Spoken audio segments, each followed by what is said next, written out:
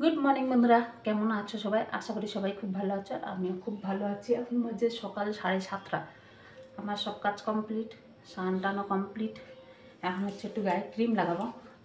সকালবেলা না স্নান করার পরে ক্রিম লাগানোর সময় হয় না, তো আজকে একটু সময় পেলাম। আজকে যেহেতু দেখলাম এখন 7:30 বাজে, তো এখনই যাবো নিচে। তো একটু ক্রিম না লাগালে না গা হাত পা খুব চটচট করে, আর সময় হয়ে ওঠে না। ওই রোজ দিন সময় হয় না, কী বলো তো, সকালবেলা চান টান করে তাড়াহুড়ো করে নিচে নেমে যায়। তারপরে হচ্ছে সেই দুপুরবেলা হয়তো লাগাই, নাহলে সন্ধ্যাবেলায় লাগাই। তো আজকে যেহেতু একটু সময় আছে, তাই ভাবলাম একটু ক্রিম লাগিয়ে তারপরেই যাই নিচে। আর সোনা গেছে পড়তে, সোনা পড়ে আসবে, এসে খাবে, আবার স্কুল যাবে। আজকের আর সোনার টিউশনই নেই স্কুল থেকে, কালকের আবার আছে স্কুল থেকে টিউশনে যাবে।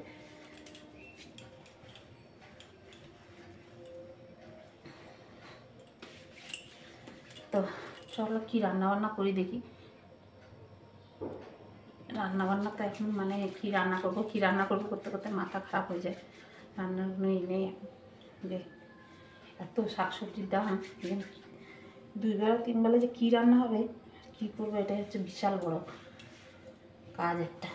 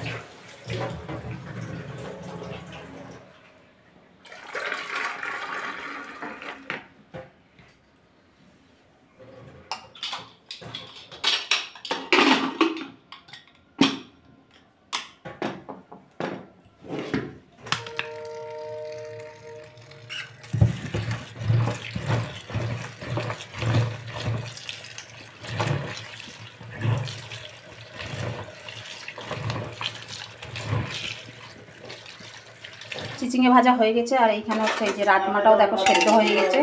এই যে রাজমা সিদ্ধ হয়ে গেছে, একদম নরম হয়ে গেছে, দেখেই বুঝতে পারছো।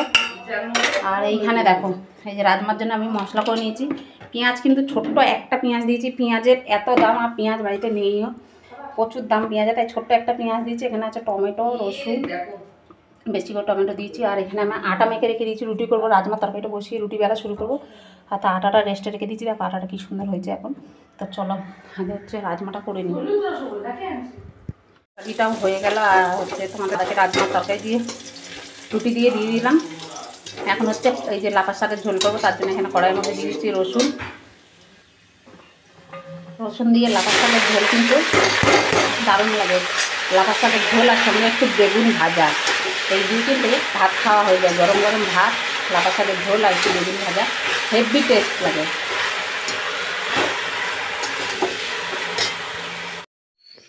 তো লাফার শাকের ঝোলটা বসিয়ে দিয়ে আমি চলে আসলাম মাছ ধুতে। এখন আমার দেওয়ার নিয়ে আসলো রুই মাছ। ভাবছিলাম যে এমনি ফুলকপি আলুর তরকারি করবো, তো আমার দেওয়ার বললো একটু মাছ নিয়ে আসবো নাকি, তো আমার বললাম ঠিক আছে, আনলে নিয়ে এসো। তো এই যে এখানে সামনের বাজার থেকে গিয়ে নিয়ে আসলো রুই মাছ। তো এখন হচ্ছে মাছগুলো ধুয়ে পরিষ্কার করে নিয়ে আমাকে বললো মাছগুলো একটু ধুয়ে নাও তুমি, আমি এখন ধুতে পারবো না। তো ওটা বললো ঠিক আছে, দাও আমি ধুয়ে নিচ্ছি মাছগুলো। তা চলো মাছগুলো এখন ধুয়ে পরিষ্কার করে নেবো। আর মাছ যত ভালো করে ধোবে তত কিন্তু মাছের টেস্ট বাড়ে, মাংস যত ধোবে তত মাংসের টেস্ট নষ্ট হয়ে যায়, কিন্তু মাছ যত ভালো করে ধোয়া যায় মাছের টেস্ট বাড়ে, এই কথাটা আমার মা সবসময় বলতো। তো চলো আমি মাছগুলো পরিষ্কার করে ভালো করে ধুয়ে নিই।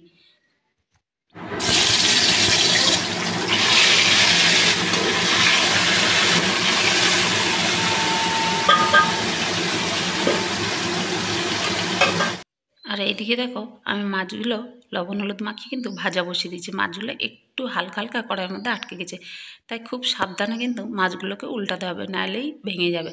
আর যেহেতু লোকাল মাছটা না তাড়াতাড়ি ভেঙে যায়। চালানি মাছটা কিন্তু অতটা ভাঙে না, কিন্তু লোকাল মাছটা খুব তাড়াতাড়ি ভেঙে যায়।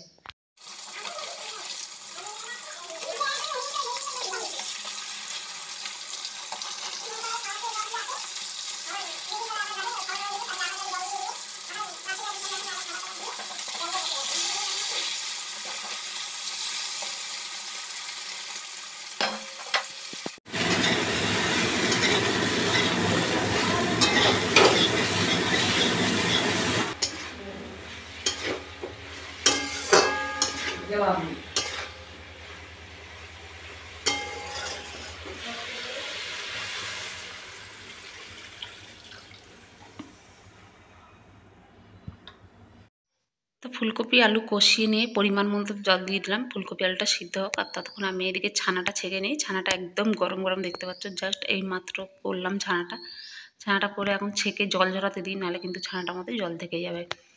তো এই যে দেখো আমার মাছের ঝোল রেডি। এখন হচ্ছে মাছগুলো দিয়ে ভালো করে ফুটিয়ে একটু গরম মশলা দিয়ে নামিয়ে নেব। যেহেতু ধনে পাতা নেই, তাই একটু গরম মশলা দিয়ে আমি নামিয়ে নেব।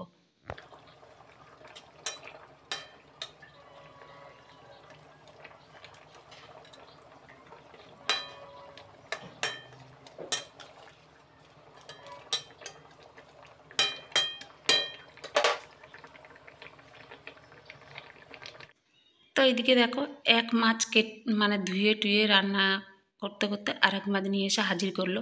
তো এখন হচ্ছে আবার এই মাছগুলো ধোয়া, আমার রান্না বান্না কমপ্লিট হয়ে গেছে। মাছগুলো নিয়ে এসে রেখেছিলো, তো এখন হচ্ছে এই মাছগুলো ধুয়ে পরিষ্কার করব। প্রথমে হাত দিয়ে করার চেষ্টা করছিলাম, কিন্তু দেখছি প্রচুর আঁশ, হাত দিয়ে ছাড়াতে অসুবিধা হচ্ছে, তাই একটা চাকু নিয়ে নিলাম। চাকু দিয়ে ফটাফট করে আঁশগুলো উঠে যাবে। নাহলে হাত দিয়ে চেষ্টা করছিলাম, ভাবছিলাম যে হাত দিয়ে উঠে যাবে, দেখছি না লেজের কাছে পিঠের আঁশগুলো সহজে আঁশগুলো উঠছে না। আর এটা হচ্ছে নিয়ে এসছে পার্শে মাছ। ওই মাছটা যখন নিয়ে এসেছিলো তখন আমাকে বললো যে পার্শে মাছ উঠেছে। আমি বললাম পার্শে মাছ তো ভালো, পার্শে মাছ খেতেও ভালো, আর হচ্ছে পার্শে মাছে অত কাঁটাও থাকে না। তাই আমার দেওয়ার বললো তাহলে গিয়ে পার্শে মাছটা নিয়ে আসি। তাই যে ও গেছিলো, তখনও মাছটা কাটা হয়নি। তারপরে মাছওয়ালা নিজেই মনে হয় বাড়িতে পাঠিয়ে দিয়েছে। তো এখন হচ্ছে এই যে মাছগুলো ধুয়ে পরিষ্কার করে আমি কিন্তু ফ্রিজে রেখে দেবো এই মাছগুলো। তো চলো মাছগুলো আমি ভালো করে ধুয়ে পরিষ্কার করে নিয়ে, প্রচুর আঁশ মাছগুলো, তো যদিও আঁশ ছাড়িয়ে দিয়েছে, তবে ওরা তো অত পরিষ্কার করে আঁশ ছাড়ায় না, ওই মাঝখানের আঁশগুলো ছাড়িয়ে দেয়। আর দেখবে পেটের নিচের আঁশ, তারপর পিঠের ওপরের আঁশ, মাথার আঁশ, লেজের নিচের আঁশ, এগুলো কিন্তু থেকেই যায়। ওগুলোকে আবার নিজেকে ভালো করে বাড়িতে পরিষ্কার করতে। আর মাছের মতো আঁশ থাকলে না খেতে ভীষণ ঘৃণা লাগে, কেন জানি না, আমার তো প্রচণ্ড ঘৃণা লাগে মাছে আঁশ থাকলে। স্মার্টফোন পালিয়ে গেছে সাইকেলটা নিয়ে, যখন ওকে তো টাকা একটা সাইকেল রেখে দিয়ে চলে গেছে অন্যখানে, আরেকটা সাইকেল সব ধরে। তো এই যে দেখো বন্ধুরা, এখন বাজে 12:35। এই যে এখন হচ্ছে খাওয়া দাওয়া করবো। তো এই যে দেখো ভাত, লেবু, কাঁচা লঙ্কা, এখানে আছে রাজমা, এই যে ফুলকপি আলু দিয়ে রুই মাছের ঝোল, লাফার শাকের ঝোল। তো চলো খাওয়া দাওয়া করে নিই। তারপরে হচ্ছে এই যে এদিকে বাসন কোসন সব বাইরে রাখা আছে, পরে বাসন কোসনগুলো মাজবো খাওয়া দাওয়া করে। তো 1:05, এখন বাজে হচ্ছে 1:05। সব কাজকর্ম শেষ হলো, বাসন কোসন মাজা ঘষা সব হয়ে গেল। সব কাজকর্ম শেষ হলো, তো সব কাজকর্ম এখনো শেষ হয়নি। এখন যাচ্ছি হচ্ছে ছাদে, মুরগির খাবার জল টল দেওয়া বাকি আছে, এগুলো করব। করে তারপরে হচ্ছে সব কাজকর্ম শেষ হবে। তারপরে দেখুন একটু কাঁথাটা নিয়ে সেলাই করতে বসতে পারি, কিংবা নাও বুঝতে পারি, কোনো ঠিক নেই। মুরগি একদম খাবার জল সব শেষ করে ফেলেছে, কিচ্ছু নেই। তো চলো, দিয়ে পালং শাকগুলো লাগিয়েছিলাম, পালং শাকগুলো পচে পচে অর্ধেক নষ্ট হয়ে গেছে। আর ওইদিকে 2 দিন ধরে কীর্তন হচ্ছে, দেখো পালং শাকগুলো বেরিয়েছিল অনেক, কিন্তু সব পচে পচে নষ্ট হয়ে আর এই কটা আছে। তো যাই হোক, এটাও যদি ঠিক মতন হয় তাহলেও কিন্তু এক বেলার হয়ে যাবে পালং শাক। আর মুরগিগুলো ছোটো বড় ঘরে ছিল, ওরা তো মারামারি করছিল, ছোটো ঘরে দেওয়ার পর আরও এত মারামারি করছে যে কী বলবো। এখন আবার ওই গাছগুলোতে একটু একটু করে মাটি দেবো। চলো আমি এগুলো কাজ করি এখন। জল আর খাবার দিয়েছে, একদম জল খাওয়ার জন্য দেখো, জল খাওয়ার জন্য দেখো 2 জায়গায় জল দিয়েছি, জল খাওয়ার জন্য একেবারে হামড়ে পড়েছে। যেহেতু জলটা শেষ হয়ে গেছিলো। আর এখন হচ্ছে আমি তুলে নেবো এদিকে এই যে এই ডাঁটার দানাগুলো, এগুলো বাড়তি হয়ে গেছে দেখতে পাচ্ছ, এই যে দেখো, এগুলোকে তুলে নেবো। এগুলো আমি দানা রাখার জন্যই রেখেছিলাম। তো এখন হচ্ছে এগুলোকে সব আমি ভেঙে নেবো।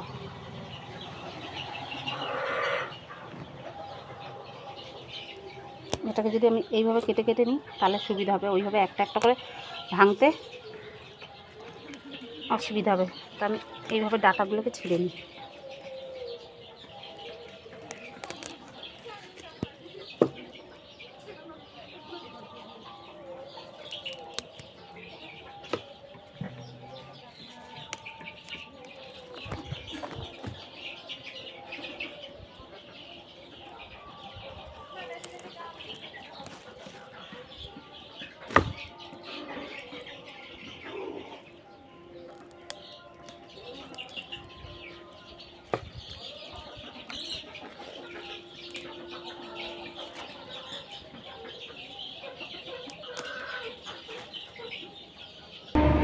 তো এই যে দেখো ডাঁটাগুলো আমি ছিঁড়ে নিচ্ছি, আর নিচে এমনিতেই দেখো কতগুলো দানা ঝরে পড়েছে। আর এগুলো কিন্তু রোদ্দুরে রেখে দিলে দানাগুলো সব ঝরে যাবে, দেখছো? দেখো এমনিতেই দানাগুলো স্টিক করলে এই দেখো ঝরে ঝরে পড়ে যাচ্ছে, কষলালেই কিন্তু ঝরে ঝরে পড়ে যাবে, দানাগুলো সব বাড়তে গেছে। এরপরে যদি রেখে দিই দানাগুলো ওখানেই গাছ থেকে ঝরে ঝরে পড়ে যাবে। তাই ভাবলাম যে না, তুলে নিই, গামলাটার মধ্যে থাক, এমনিতেই রোদ্দুরে শুকিয়ে যাবে দুদিন থাকলে। আমি দানার জন্যই রাখছি না, এখান থেকে আবার শাক খাওয়া যাবে, ফেললেই আবার দুদিন তো শাক খাওয়া যাবে, দুদিনের শাক তো হবে। তো ওই জন্যই দানাগুলো আমি রেখে দিয়েছিলাম। ডাঁটাটা আর খাওয়া যাবে না, ডাঁটাটা কী বলো তো, নরম যদিও আছে কিন্তু গোড়ার দিক দিয়ে না শুকিয়ে গেছে ডাঁটাটা, ওই জন্যই আর কি ডাঁটাটা খাওয়া যাবে না। তাই এগুলো শুকাকেই গামলার মধ্যে দুদিন শুকালে তারপরে আমি ঝেড়ে দানাগুলো বার করে নেবো।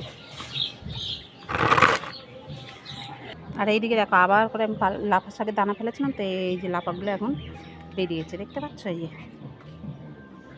লাফাগুলো এখন বেরাচ্ছে, কতদিনে বড় হবে জানি না। তো এই যে আবার বেরোচ্ছে। তো এখন দেখো আমি একটা কাঁথা বসিয়েছিলাম, সেই কাঁথাটাকে সেলাই করতে বসছি। এক পাশে হয়ে গেছে, এক পাশে বলতে ওই পাটটা হয়ে গেছে, আবার উল্টিয়ে এই পাটটা, যেহেতু দুটো কাপড় দিয়ে তো কাপড় তো মাঝখান থেকে জোড়া দিতে হবে। তো ওই পাশটা আমার জোড়া দেওয়া শেষ, কমপ্লিট, সাইডেও সেলাই করা শেষ। এবার এই পাটটা জানি না কাঁথাটা কতদিনে উঠাবো। আর জীবনে আমি কোনো দিন কাঁথা বসাইনি, এই ফার্স্ট টাইম বসালাম। তো ভাবছিলাম যে পারবো কি পারবো না, তারপর দেখলাম যে না, কাঁথাটা কিন্তু ভালোই বসিয়েছি। আমরা মেয়েরা চেষ্টা করলে কি না পারি বলো? মন থেকে যদি চেষ্টা করি তাহলে আমরা সব কিছুই করতে পারি। না জানা কাজগুলোকে কিন্তু সুন্দরভাবে উঠিয়ে নিতে পারি করে। তো সত্যি কথা বলতে কোনোদিনই আমি কাঁথা বসাইনি। হ্যাঁ, আমার মা কাঁথা বসাতো দেখেছি, অথবা সেলাই করেছি, কিন্তু বসাইনি কোনো দিন। তো আজকে ভাবলাম এই একটা কাঁথা সেলাই খুলে গেছিলো, ছিঁড়ে গেছিলো, কাঁথাটা আমার মা দিয়েছিল। তো ভাবছিলাম কাকে সেলাই করতে দেবো, একে দেবো ওকে দেবো করে। পরে ভাবলাম যে নিজেই চেষ্টা করি। তাই ভাবলাম যে আমরা মেয়েরা যদি মন থেকে যে জিনিসটা ভাবি যে করবো পারবো অবশ্যই, তো সেই জিনিসটা কিন্তু আমরা করেই ফেলি। তো চাইলে, সত্যি কথা, মন থেকে চাইলে সব কিছুই করা যায়। তো দেখো জানি না কবে উঠাবো কাঁথাটা, তবে অবশ্য করে বসিয়েছি যখন কাঁথাটা সেলাই করে উঠিয়েও ফেলবো। একটুখানি কাঁথা সেলাই করলাম, কাঁথা সেলাই করে এখন উঠলাম। এখন হচ্ছে শাড়িটা চেঞ্জ করবো, শাড়িটা চেঞ্জ করে একটু রেস্ট নেবো। তার আগে চলো জানলাটা বন্ধ করে দিই। আর শীতের দিনে কেন বলো তো আমি তাড়াতাড়ি জানলাটা বন্ধ করি, নাহলে মশা টশা ঢোকে। তো একটু কাঁথা সেলাই করলাম। আর কাঁথা আমি বেশিক্ষণ সেলাই করতে পারি না, জানি না এই কাঁথাটা আমি কতদিনে উঠাবো।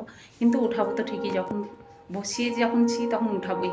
তো কতদিনে উঠাবো সেটা জানি না, কেননা যেহেতু আমার কোমরে পিঠে ব্যথা, তো বেশিক্ষণ বসে সেলাই করতে পারবো না, তাহলে ব্যথাটা আরও বেশি বেড়ে যাবে। তো একটু একটু করে দেখি কতদিনে কাঁথাটা উঠানো যায়। আর এখন বাজে 2:25। তো আমি আমার ভিডিওটা শেষ করলাম এখন।